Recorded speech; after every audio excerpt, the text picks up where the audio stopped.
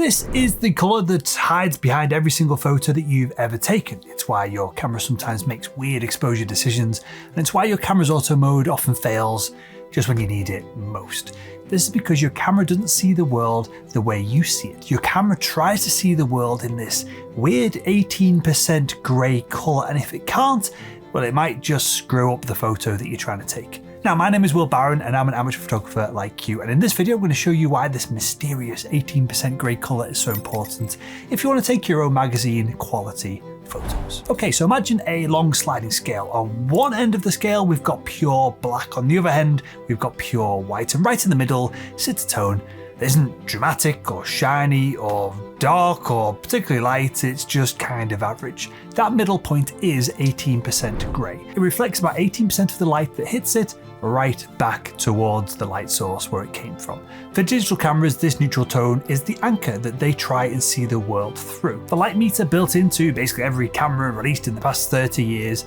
those light meters assume that the world should on average balance out to be around about 18% middle grey. So when you look through your viewfinder and you see the light meter running along the bottom of it, that little marker, if you get it towards the center of the light meter, well, that center point isn't arbitrary, it represents 18% grey. That means that if you let your camera decide your exposure, automatically you got your camera in auto mode, it will always try and pull the brightness of your scene up or down towards this middle grey tone. Now, this sounds cool in theory, but it can create very odd results in practice. For example, if you point your camera at a snowy scene, where your camera looks at it and goes, "Whoa, this is way too bright. We need to darken it down until it looks a little bit more like middle grey." The result is you get a weird grey, snowy image that obviously looks wrong. Additionally, if you point your camera at a black dog, the camera goes, "This is all way too dark, let's brighten it up until it looks like middle grey." The result, you get a grey dog, where you're looking at your camera and it's trying to make it grey, but you're looking at the dog and you know it's supposed to be black. The reason here is simple. Cameras just don't see the world, they don't see colour the way that we do. They don't know that a white polar bear is meant to look white. They don't know that a black tuxedo is supposed to stay black. All they detect is how much light bounces back into the lens, and they don't really have the context to understand how much light a person would expect to bounce back from that object. Now, this is why most cameras have an exposure compensation dial on top of the camera for easy access, ready to be adjusted at any moment, because camera manufacturers know that this 18% grey middle point that cameras are trying to shift one way or backwards and forwards to get the image to be close to it, it isn't very accurate. So quickly adjusting a stop of light on the exposure compensation dial when shooting a snow scene tells the camera, no, this isn't supposed to be grey, it's supposed to be bright. And subtracting light from a black subject does the opposites and obviously positive effect. So what is the initial takeaway here? Well, the takeaway is that your camera, it's a bit of a dumbass. It doesn't know what it's looking at. Now, you do know what you're looking at, so you should help your camera along by nudging the exposure of the scene to be correct, rather than using the camera's best guess as it's just trying to get the scene to middle grey. Now, this idea of cameras wanting to use 18% middle grey as their baseline, well, obviously this didn't just appear out of nowhere. Somebody decided on this exact percentage, and that decision has stuck around for nearly 100 years at this point. So to really understand why your camera is so obsessed with 18% middle grey, we need to rewind a little bit of time to the early days of film photography. Okay, so back in the 1930s, Kodak's research lab were trying to answer this basic question. How much light does a typical outdoor scene reflect back into a camera, or what would have been back then back into a light meter? Two scientists, Jones and Condit, tested hundreds and hundreds of sunlit scenes, and the data showed that when you averaged out everything, the shadows, the highlights, the midtones, most scenes bounced back around about 18% of the incoming light that was hitting it. And that number then became the foundation for exposure meters forevermore that were being developed at that time as well. Now, at first, Kodak's advice to photographers was simple. If you want a reliable reading from your exposure meter, just place a Kodak film box in your scene, because, well, that box reflects about 18% of the light that hits it, and so it worked as a makeshift standard. Eventually, Kodak refined this into a grey card, an actual piece of cardboard that was designed to reflect exactly 18% of the light that hit it. So by holding the card up in your scene, you gave your light meter a perfect target to expose the entire image from. No guesswork involved. And this idea was then strengthened by Ansel Adams and Fred Archer in 1941 when they introduced what they called the zone system. So Adams divided tones into zones, with zone 5 being right in the middle, exactly where 18% grey sat. And that middle point obviously wasn't chosen at random, it became the axis in which all the other zones within the systems were placed. So zone 1 represented deep shadows, zone 9 represented bright highlights. And this zone system worked so well that it became an industry standard. Film manufacturers, photo paper producers, and eventually digital camera sensors were all calibrated around this one reflectance value. Even ISO settings, obviously they came from film, but we still use them in digital photography right now. The numbers that you see on the back of your camera when you're setting your ISO, all of these trace back to those original grey card tests as well. This 18% middle grey became the scientific anchor that, well, tied together film exposure, printing, then obviously later, the world that we live in right now, digital imaging, into one consistent system. And here's one way to picture it, right? Imagine trying to cook without the tools to measure your ingredients. If you were just eyeballing all of the things that you were putting into your recipe as you were building your, lasagna or whatever it is, the result at the end of every cooking session is going to be completely different. But on the other hand, if you measured your ingredients as you built your lasagna, well, the end result is going to become predictable. And the 18% grey card became your photography measuring jug. And this middle grey was the unit that made exposures predictable across the decades and decades that followed. But all this science only matters if you know how your camera interprets 18% grey today. And here's the tricky part. Your eyeballs don't see the world the same way that your camera does. And so there's a gap, and this gap between your eyeballs and the way camera works is often where photography mistakes happen. Right, okay, so when you press the shutter button on your camera doesn't know if you're photographing a child's birthday cake or a black raven in a dark forest. All it knows is that light is coming from the scene, the object, and coming back into a modern camera's lens and then hitting the sensor itself. Your camera, well, it doesn't think, it doesn't interpret intent, it simply averages the tones and tries to pull them towards its comfort zone at 18% grey. That's why when you take a photo on auto mode, the exposure can often be just a little bit wrong. Even if you are looking at the same scene, you haven't changed anything, the exposure can change second to second. Imagine taking a picture of a snowy mountain. Your eyes are going to see dazzling white peaks. Your camera looks at those peaks and goes, this is way too bright, and it tries to darken the exposure until those peaks look a dull grey. And even in manual mode, if you rely on your camera's light meter, you're still tethered to this system, even if you're adjusting each of these settings manually. The needle on the light meter on the back of your screen isn't showing you some absolute truth that you've always got to follow and abide by. It's showing you how far you are from that middle grey that most of the time makes a half decent effort at exposing an image. And well, unfortunately for us amateur photographers who are trying to level up our photography and take magazine quality photos, it gets worse. This is because there's a big difference between how your eye works and how your camera works. Now, human vision has a huge perceived dynamic range. We can simultaneously see detail in shadows, and we can also see the same detail in highlights, and we do this by compressing contrast in a way that feels natural to us as we are observing a scene. Your brain achieves this ability to see this crazy amount of detail because, well, it's editing reality in real time. It's boosting the darks, it's toning down the highlights, and it's stitching everything together into a balanced image in your mind's eye. A camera sensor, unfortunately, doesn't have this luxury. It captures a single snapshot of time, and this single snapshot of time has a limited dynamic range of light, and that either throws highlights away or it buries shadows in detail. That's why photos often look flatter, harsher, and just pretty rubbish when you throw them onto the computer and you go to start editing them. And there's never quite what you remember from the scene itself. The image on the camera or on your computer never quite looks like, at first before you've edited it anyway, never quite looks like the scene that you had in front of you. The best way to demonstrate it is with this classic optical illusion. And this proves how easily our brains bend reality. So if you look at the two squares on the checkerboard that are labeled A and B. Let me ask you the question. Is A darker? Is B a bit lighter?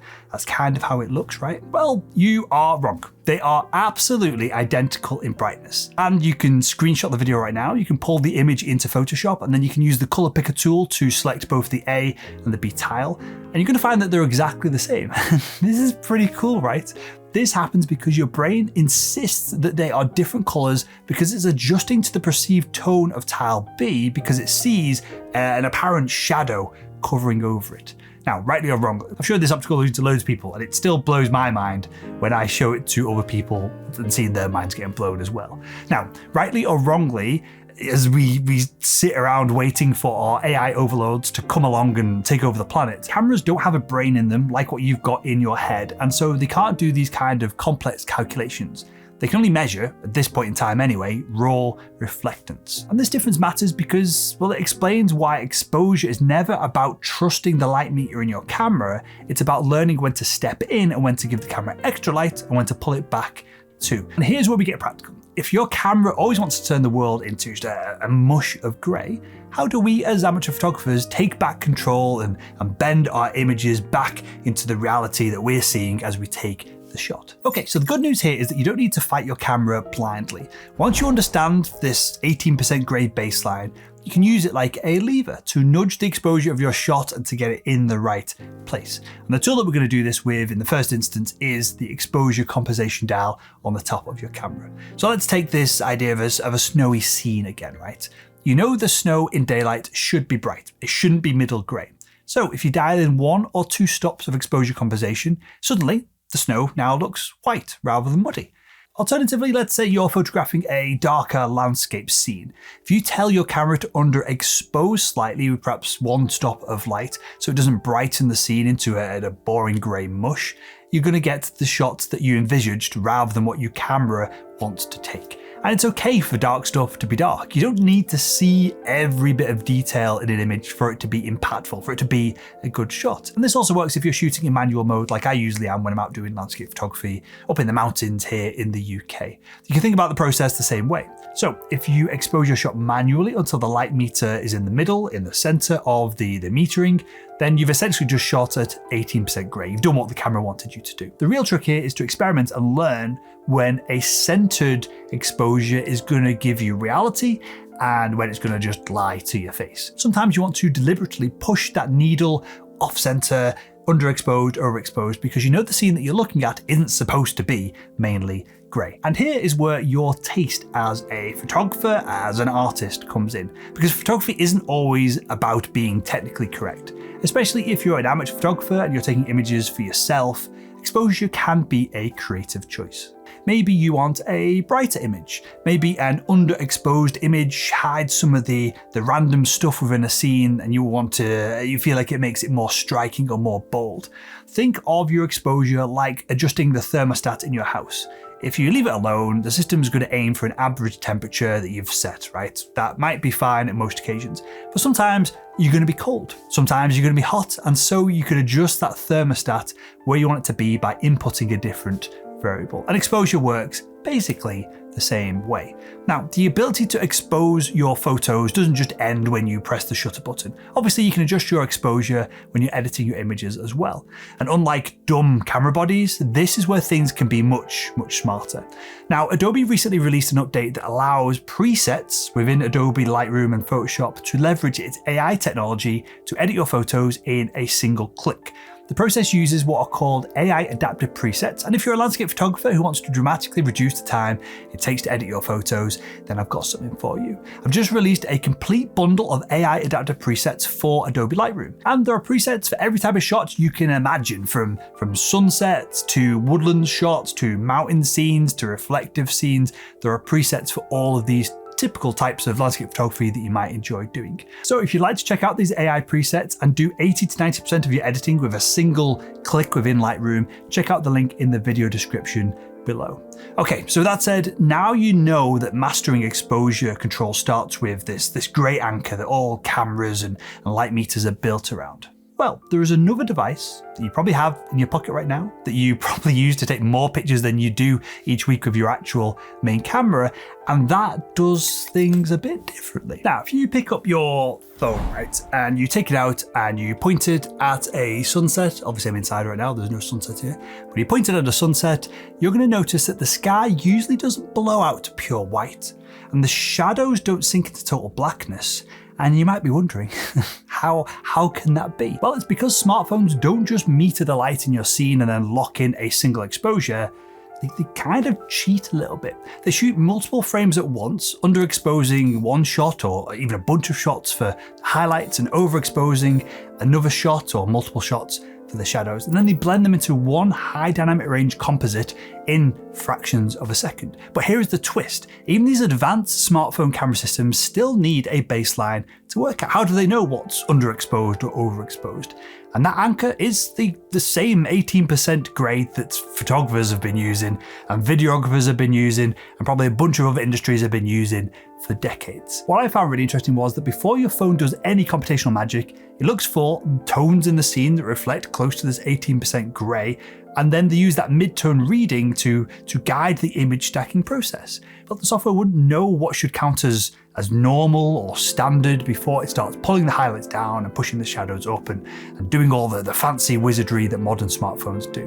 And tone mapping comes next. Your phone's processor adjusts curves so that the bright parts of your sky stay colourful, while the dark foreground still holds detail. And once again, middle grey acts like an anchor point as it's doing all of this crazy processing. That's why a phone can make difficult lighting look effortless, but the underlying math still traces back to the same neutral reference that has ruled camera photography for over 100 years. So smartphones didn't eliminate the 18% grey, they built upon it. And this leads to the big question, are we moving towards a future where the 18% grey anchor finally becomes obsolete? And it's an interesting question, right? Because the 18% rule started with Kodak film boxes, it shaped film stock, it survived the jump to the digital era and digital sensors, and it even sneaks into your smartphone. But will it last? Well, computational photography is powerful, and it's tempting to think that software is going to eventually free us from this old rule. Yet every camera system needs a reference point, a way to decide what counts as normal. And until there's enough computational power